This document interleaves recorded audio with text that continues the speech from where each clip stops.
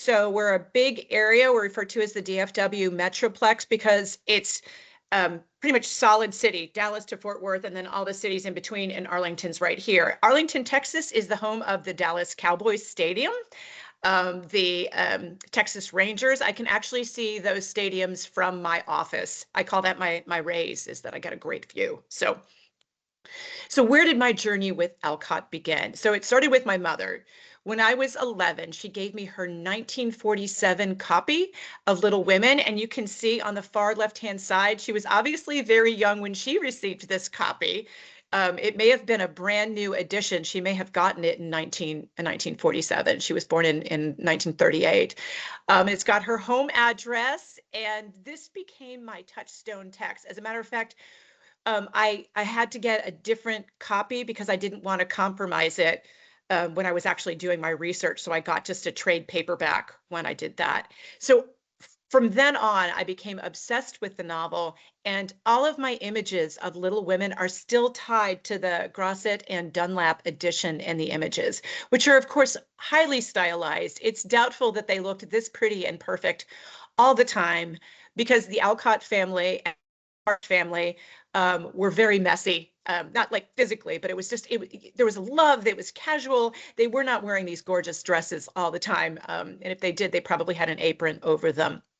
But I love the pictures, and I love the hairstyles, and I just love the image of family, especially. So I treasure this copy, and I was able to pull it out and gently open it and review it beforehand.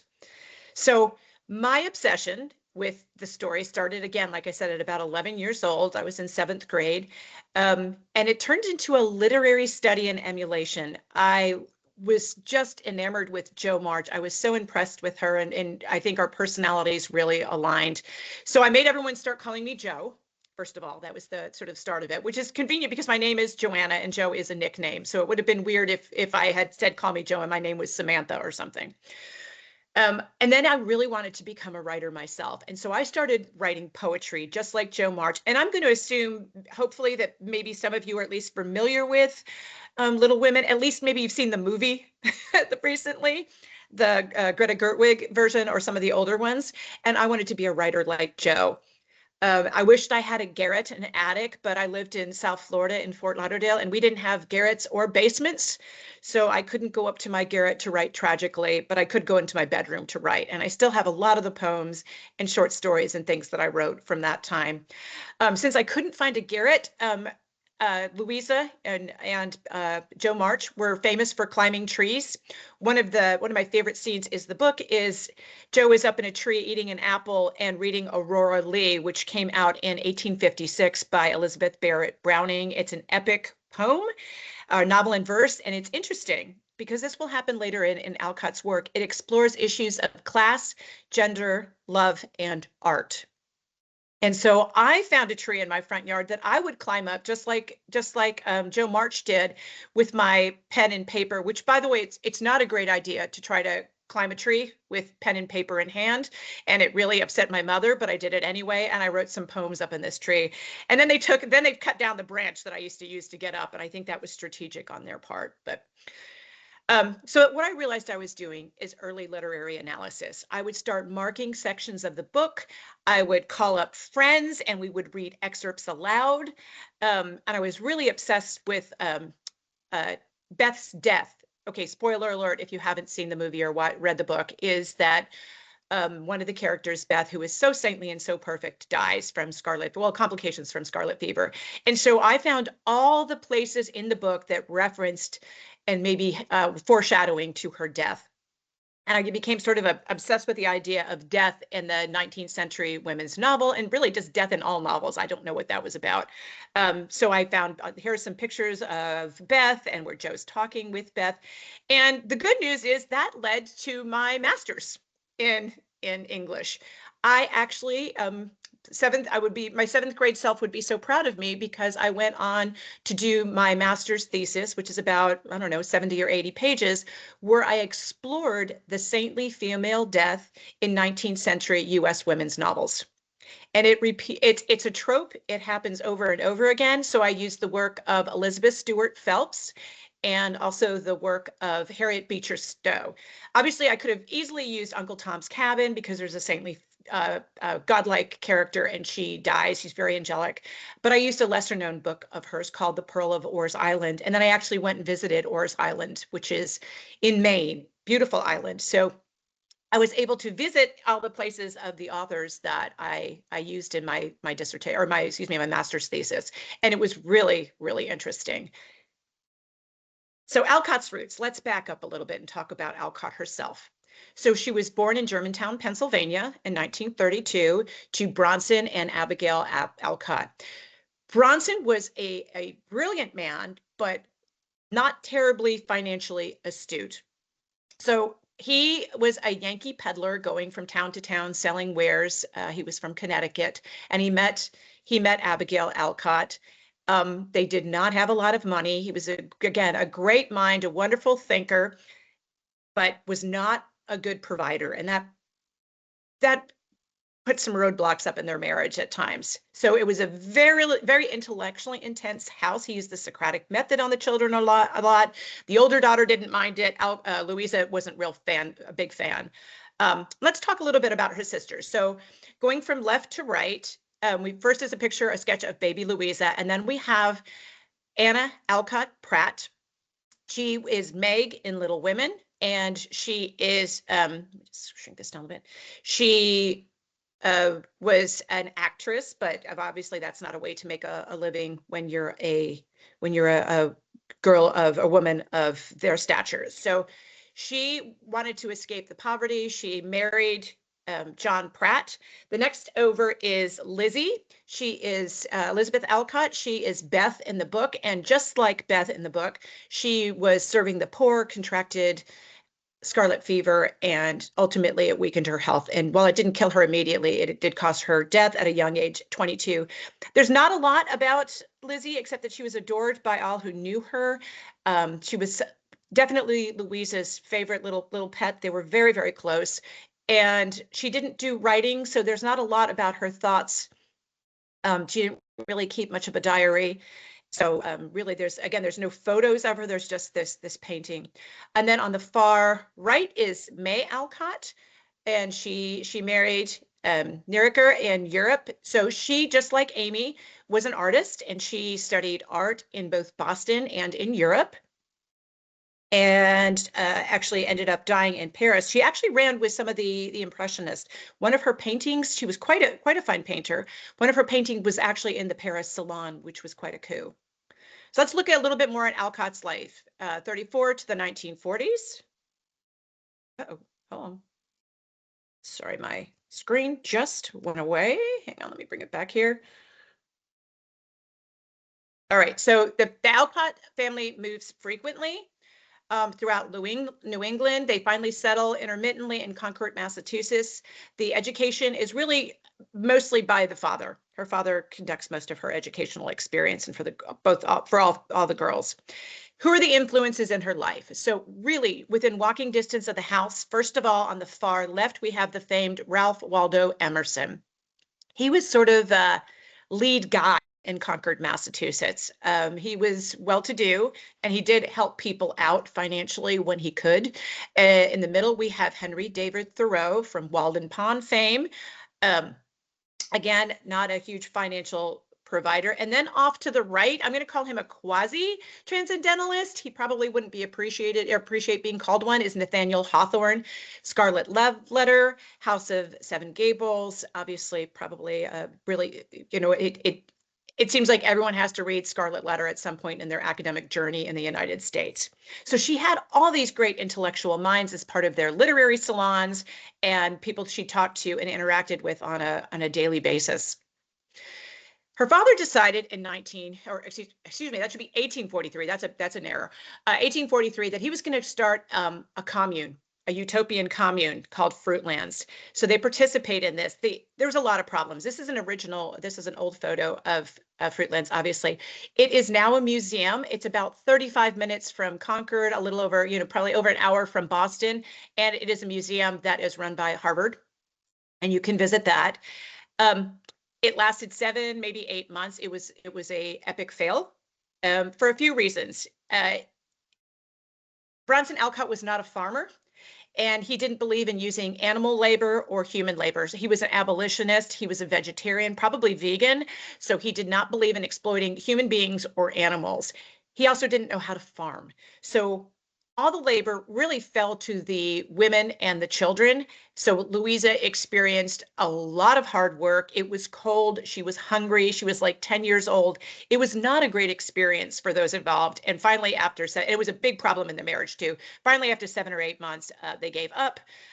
She later fictionalized it in a funny version. There's humor in here, but it's a little bit scathing in parts. Transcendental Wild Oats, where she talks about the experience of a gentleman farmer who actually had no idea what he was doing. So while the men were sitting around thinking great existential thoughts, the women and the children were doing a lot of really hard work. Then we get to the 1840s. So again, Bronson Alcott, not a provider. So she started writing for fun, but then she also was able to publish it. So she starts writing her poems and stories and plays, just as Jo March does in Little Women. She has a bunch of different jobs, and a lot of them turned into stories, exposés, or fictionalized accounts. She went out as a teacher, a seamstress, governess, and domestic service. Going out to service was a really miserable experience for her. She has a lifelong commitment to women's economic independence. So really, she started supporting her family, but she was only doing it through occasional publications, and it was really rough going. Finally, she published Flower Fables, which she wrote for Emerson's young daughter, Ellen. And I put the date here because, not coincidentally, it is my birthday, December 9th. I was not, however, born in 1854. I was born a little bit after that. So just want to throw that out there. Modest success, but it was her literary debut. So that was pretty exciting for her. Then came the war, and another thing that's important to identify here is one of the obsession with 19th century American women novelists and the death trope is the Civil War. So it was very nice, good middle class women who didn't have children. They became a nurse just by virtue of their gender. Not that they had any actual medical training, but if you're a woman and you're middle class and you don't have a family, then you're going to go and you're going to become a nurse and help out with the war. So the idea, the trope of the afterlife, it's very evangelical. It was really important because the U.S. lost 650,000 people during the Civil War, which was 1861 to 65. 650,000, that's brothers, fathers, fiancés, husbands, uncles. A lot of people died. It was, when you consider like the population percentage, there was a whole generation that was pretty much missing. So she served as a nurse at the Union Hospital in Washington, D.C., Georgetown area. Not for very long. It was about 6 weeks because she caught typhoid, which not unexpected. There was a lot of disease. They treated her, and it was the standard at the time, with mercury, which caused lifelong health issues. She had muscle issues. She was in constant pain, partial paralysis sometimes, fatigue. Some in the medical profession have speculated that she may have also had lupus, but really most of this stuff, because it did some of the same symptoms could have pointed to lupus, but it's still, the general consensus is that it was the mercury damage caused from, during the war. But it did inspire hospital sketches. So shortly thereafter, she started publishing excerpts in magazines, and then it was all put together in a book called Hospital Sketches, which was a much bigger critical and economic success for her. So now we've really launched things. Get to the 1860s. She starts writing sensational fiction, and Jo March does this as well in Little Women. She publishes thrillers as A.M. Barnard. She has all these wonderful themes. Think Little Women, and it's the exact opposite. We have very gothic themes. We've got deception. It's desire, women's desire. It's very different than what she had to explore in her children's writing. So some of the key works include Behind a Mask, which is one of my favorite Alcott stories, a novella. And the premise is a woman named Jean Muir infiltrates a family that is very well-to-do, and the patriarch falls in love with her. He's a widower. falls in love with her, and the son thinks something is definitely shifty here. And it turns out that Jean is, in fact, a actress. She's 30, gasp, trying, to pass herself off as somebody who's in her early 20s and seduce the father by, proper means. I mean, there's no sexuality necessarily involved in that. And she ends up winning in the end. So this got published because the idea was that more than anything, Jean wanted security, a man, marriage, family. So that's okay, even if she had some shifty means to get there. Unlike Louisa's unpublished work, A Long Fatal Love Chase. Spoiler alert, there's a fatal love chase and someone dies at the end. The heroine dies at the end, as a matter of fact. This has a much different story. So a little bit about A Long Fatal Love Chase. The novel that almost was, we'll call it. It was written in 1866. Alcott returned from Europe. Now, you got to keep in mind, she's being paid to be a caregiver and companion to an invalid. She was not in great health. She's now in her early 30s. And again, she had mercury poisoning, so she's in pain. But she needed to earn a living. So she was a paid companion to an invalid. And story was that there was a man that she was interested there, but he fell for her ward, the person that she was taking care of. So she returned home, and the financial situation was very dire once again, because again, Bronson Alcott not making any money. So she wrote this book very quickly, financial necessity, and sent it off to her pulp publisher. And they said, no, it was too sensational. Influenced a little bit by Jane Eyre. Some of you may be Jane Eyre fans. Alcott listed in her diary some of her 10 favorite books, and most of them were nonfiction, but she loved Jane Eyre. And there's a short of novella-ish sort of short story, A Whisper in the Dark, where she explores the same sort of themes, very gothic. So that actually did get published in a magazine in 2 parts. But no, she changed the name a few times of A Long Fatal Love Chase. It just didn't happen. And I'll tell you a little bit about the themes here. So the story is based in an island off of England, and it's I guess she's probably 18 or so, heroine Rosamund, and she lives with her grandfather, who does not want her, and who is a crotchety old man. And he's visited by somebody, a suave individual, and of course, Rosamund falls in love with him because really there's no one else to fall in love with.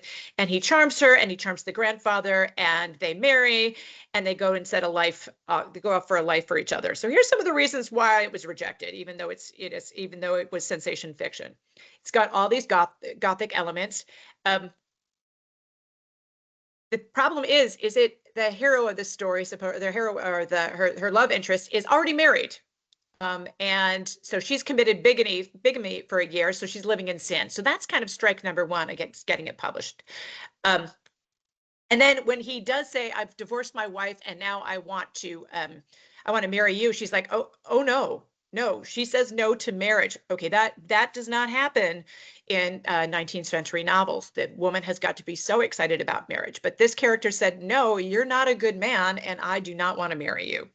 So she refuses him. So he proceeds to stalk her across Europe, and she tries to hide. She's got disguises. She's helped out by, in one case, an actress. Again, questionable mores with an actress. And then she's also helped out by a priest. They kind of fall for each other, but they both agree that his priesthood is more important. So they agree to just be good friends. There's no clear moral punishment. So it gets down to where she cannot escape her stalker, and she's going to go back to live with her grandfather on this island. She hops a boat. The former not husband is chasing after her. Also on another boat is the priest. So the husband's like, or I guess he's not her husband. He's like, I'm going to run down the priest. And once he's out of the picture, she's going to have no one to love but me. He runs down the wrong boat. He kills her. So she drowns, and that's sort of the end of the story. And there's no clear moral punishment there for anyone. So it's got female agency. Now, the problematic thing there is her agency means she has to die in the end. But hey, the good news is she didn't end up having to get married. So she sort of on her own terms, but it's not a very happy ending where they really wanted, no matter what happens along the way, there's got to be that happy marriage at the end, and there was not. So it had multiple deaths. She was rejected. She rewrote it. It was rejected again. But when it finally did come out, I love this. Stephen King loved the book. So it finally comes out in 1995. Yes, that is correct, 1995. So the manuscript was eventually archived at Harvard's Houghton Library, which is a wonderful repository for 19th century work. A lot of other things too. It's one of those places where they take everything away. At the time when I went there, I didn't even have a cell phone that could take pictures. It was right before I did my comprehensive exams for my dissertation. And you were allowed a pencil and a notepad. That was it. And you wore white gloves as you handled the document. So I got to read original letters from Alcott. I got to hold things like that. It was absolutely amazing. So Kent Bicknell was a headmaster of a school. He bought the manuscript from the Alcott estate and did some editing. It was the original manuscript, and it was published by Random House for like they gave him an advance of, he bought it for probably a little over $50,000, and Random House bought it with a $1.5 million advance. With that money, he gave 25% of it to the Alcott estate. He gave 25% of it to Orchard House Museum, and you'll be seeing images from that. As a matter of fact, right now is from the Orchard House website, and that is Louisa May Alcott's bedroom, and the desk behind me is where she did her writing. So she wanted to, so she needed money, and her more legit, not her pulp, but her more legit publisher said, write a girl's story, write a book specifically for girls. She did not want to write a book for girls. She wanted to write swashbuckling adventures with stalkers across Europe and dubious characters and deception and Gothic. But he said, no, write a girl's story. That's what's going to sell. So she wrote that she had no interest in writing for girls' stories. So what is she going to do? She writes about her family. And it's very thinly veiled. So first part of Little Women comes out. It was actually published in two parts. The first one came out in 1968, and then Good Wives is published in 1868, and this part two is published in 1869. And now when you buy it, it's all in one. It's all in one section. It's all in one book. And then she got more pressure to write. It was incredibly popular. She had other spinoffs, Aunt Jo's Scrap Bag. It really launched a huge career. And she was sort of, to some extent, trapped because now she's the sole supporter, and we'll talk about that more in a minute. But then all of these books came out. And so while it seems like, well, it doesn't seem like very many, these are just some of her more prominent books. There was a sequel to Little Women called Little Men, which talks about what happens after Jo gets married to Father Bear, Professor Bear. They start a boys' school with Aunt March's old property that they inherit. And it talks about the trials and tribulations of those men, the boys, and then they grow up. And in Jo's Boys, we get to hear what happens with all the remaining, with the characters. Now they're all grown, and who's still around, who ends up with whom, under what circumstance. And then another series, Eight Cousins, the sequel of which is Rose and Bloom. So she had a lot of success. Again, these aren't just a few of the books that she published, but then she also was constantly writing supplements, and she just had a really hardcore following because her family obligations continued. In 1870, Anna's husband, John Pratt, dies. So she takes over the care, now she's supporting Anna and her two sons. May dies in Paris shortly after childbirth in 1879. They send her daughter, Lulu, and she is adopted by Alcott. So Alcott raises Lulu as well. Meanwhile, she still has her mother and her father to support. So Alcott said famously, I must write. So this is, again, my background here. The little half moon desk, apparently her father built that for her. That's where she did most of her writing. You might say, really, she didn't have her own study? No, the study was occupied by her father, and I'll show you some photos of that later on. So just like the father in Little Women, who is pretty absent in the first part of the story, he's off at war ministering to soldiers. He comes back, and then you hear very little of the father, even when he's back in Little Women. I think much like Bronson Alcott, who was in his study talking with some of the other famous minds about transcendentalism, which was a philosophical movement that was about self-reliance, imagination, and creativity. Unfortunately, it did not earn a lot of money. I'm going to reference back to Alcott's illness Sometimes her hand, it was so hard for her to write. She actually trained herself to write with her left hand. She was right-handed and would write with her left hand when it was too painful or too hard to write with her right hand. So when my students now say they can't get a paper done, maybe their computer crashed or something, I'm like, yeah, try like writing things longhand and having to write with your non-dominant hand. So no excuses. So some of the thematic ideas. What about marriage? Marriage was a mandate, not desire in her books. So there was a lot of pressure. Children's books had to end with marriage or at least a courtship. That was sort of how they all had to go. And here's just a very small look at my large collection of 19th century American women novels, Wide, Wide World, Trixie. I'm a huge fan of Elizabeth Stewart Phelps as well. And you had to have marriage equaled moral closure, and unmarried heroines were narrative failure. So that had to happen in these books. So publishers expected it for girls' books and for what they called the domestic novels. One of the things that's interesting is it started about 1850. I'm going to point to right here, The Wide, Wide World. These books were read by by all generations. It was sort of a one-size-fits-all. So a book that was purchased by a mother would be shared with a grandmother and a daughter and an aunt and a cousin. So all different ages read them. They were sort of one size fits all. Starting in the 1860s, there started to be a bit of separation. So it was still the same authors, the same women writing. So Alcott would write adult narratives that still had marriage in them. Sometimes they were very complicated, like in the novel Work. And then she was also writing adult novels or children's novels too, which were very popular. So she repeatedly in her books, as best she could, and still get it published, because remember, she's got to make money. She resisted this expectation as much as she could, and we'll look at that in a minute with Little Women. She complied strategically. All right, I'll marry off the character, but not who you think I'm going to marry my character off to. Or you could die. So death is also an option. Not a great one, but you could die to avoid marriage in these books. Readers were absolutely furious when Jo did not marry Laurie. And I love this picture from my Grosset and Dunlap copy. Jo looks perfectly content, and it's Laurie who, she's turned him down. He's beside himself. He's the one who goes through all these, stages of grief because she said no. She didn't want to marry him. He was her friend and sort of her playmate, but she did not want to have a long-term partnership. He was also very well-to-do, and marrying him would have meant financial security for her family. But she's like, yeah, no, I'm not going to do that. So readers wrote letters saying, romantic fulfillment, conventional pairing, you must marry off Jo. And Alcott herself was like, I've got to keep working, and if I marry, I will lose my agency, and I have to support my family. So she marries him off. She marries Jo off to Professor Bear. So it's a partnership over passion. He's older, he's intellectually compatible, he's emotionally supportive. And like I said, at the end of the book and in book 2, they start a school together, and she is domestic, but it's really more of a partnership. He does most of the teaching, and she does more of the emotional education for the young boys and also girls, because her niece is part of this school as well.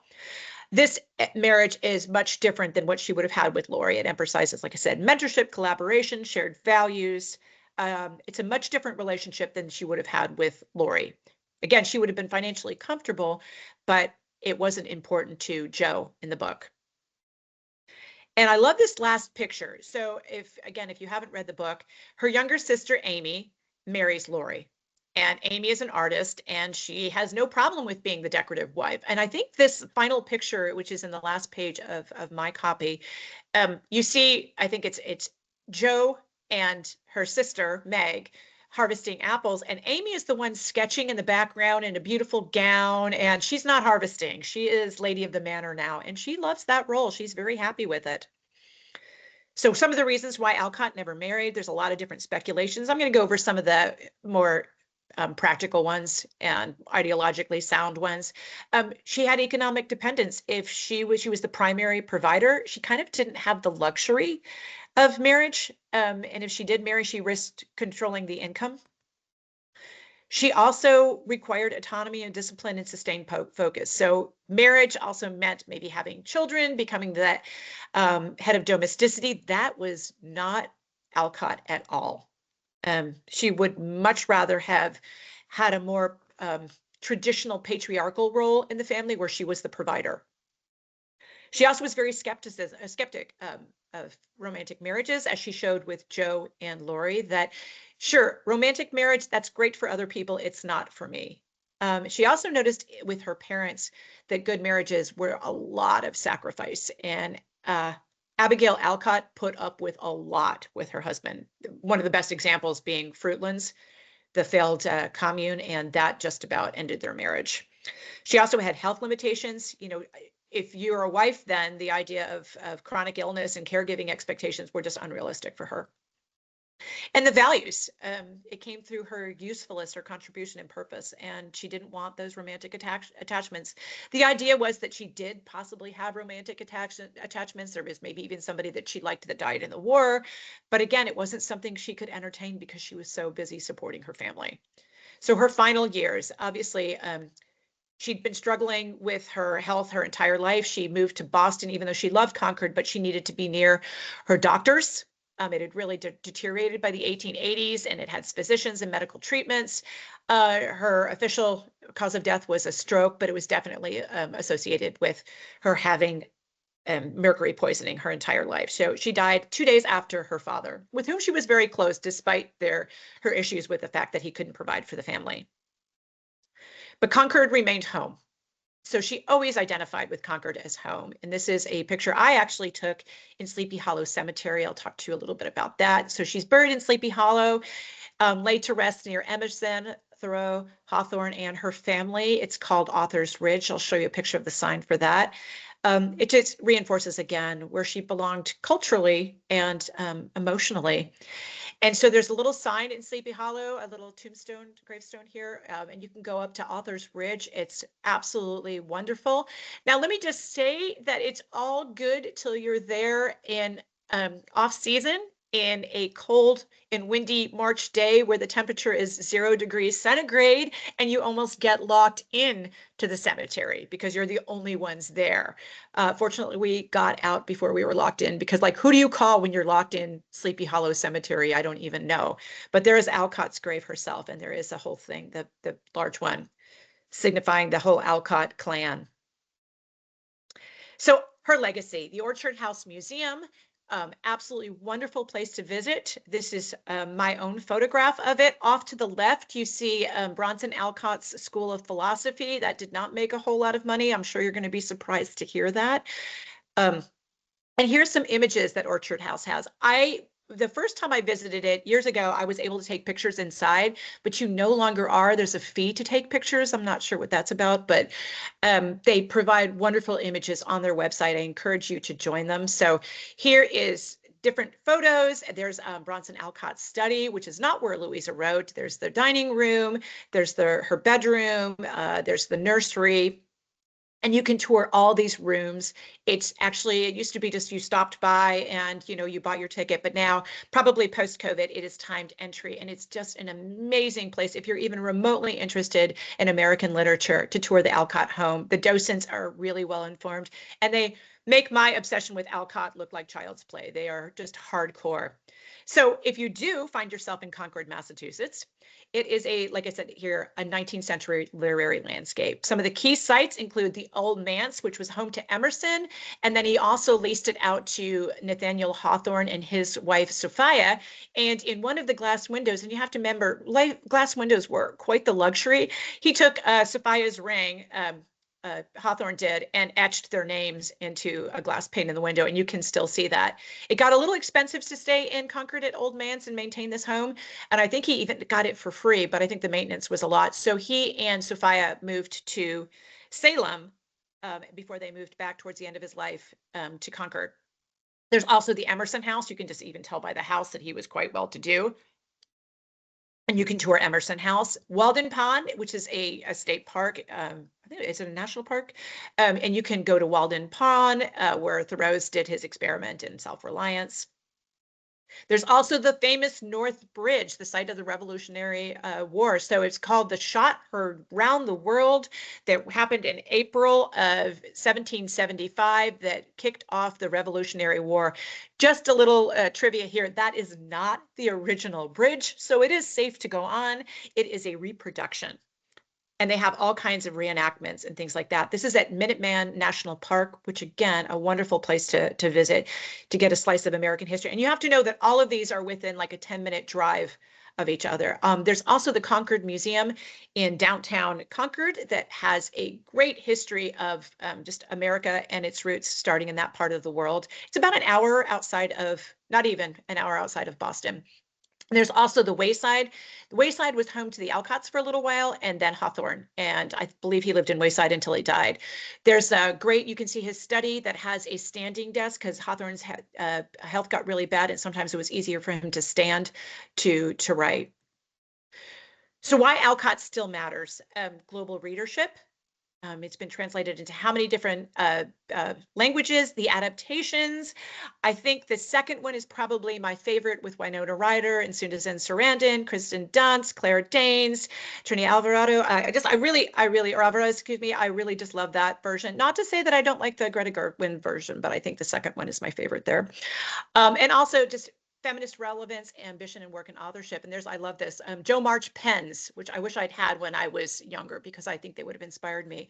The other interesting bit of trivia is that in the last year and a half, a new pen name has been uncovered to be associated with Alcott. E.H. Gould, somebody at Northeastern University, a postdoc student, was doing some work in digital archives, and there's some wonderful digital archives, and realized that some of the stories that he was encountering, there were a lot of things based on her diary and the writing style that she had a different pen name, and that these stories were in fact written by her. So there's going to be a whole new slew of scholarship. There's a story called The Phantom that's going to be attributed to Alcott. So it's exciting. Just when you think we've uncovered all the stuff, and it's one of her sensational stories, so it was done before Little Women. Just when you think you've read all of Alcott, more comes out. So obviously she still matters, and new work is being uncovered. Continued love and Alcott for me. Obviously, it didn't just start my academic journey and my close readings and then led to my master's thesis, and then she has a chapter as part of my dissertation. It stayed with me. So I ended up getting my PhD in literature, and I looked at US American novels from the 1850s to 1900. I've done conference papers on her edgier work, including a paper that I did on a long fatal love chase, which I presented in Salem, Massachusetts, which is another great place to visit. It's a little over an hour from Concord, a little bit north of Boston, and a lot of history. One of my colleagues accurately called it the site of a mass murder, because they did kill mostly women. You know, if you were even remotely unusual, it was just really easy to peg you as a witch. And it was a bad time in American history. And then also I attended a Little Women themed Christmas tea on December 6th, and I went in costume as Jo March, and I was very proud of that. So again, my love and worship of Alcott pretty much continue to this day. And I every time I think I've written my last paper on Alcott, no, I have to do something else. And now that they've uncovered this new work by her, I'm really, really excited. So that is my look at Alcott. I know I covered an awful lot. So what questions do you all have? Wow. Thank you very much for your really inspirational talk and beautiful pictures and your personal experience. It's really very, very exciting, all of this. I may add that Polish translation of Little Women appeared just 8 years after the first edition, American edition, so quite quickly. Oh, wow. Yeah, that is fast. Yes, and it was popular. Just after that, there were the translation of course, Good Wives, and then Little Men, and I believe two others. So still in the 19th century, they were Polish translations. And for our students, I recommend you a great edition, which is the annotated edition of Little Women we have in our library. So please go there, have a look. There are beautiful pictures there also. Well, and now it's time for your questions. So please ask questions to our guest. Yes, I would love to have questions.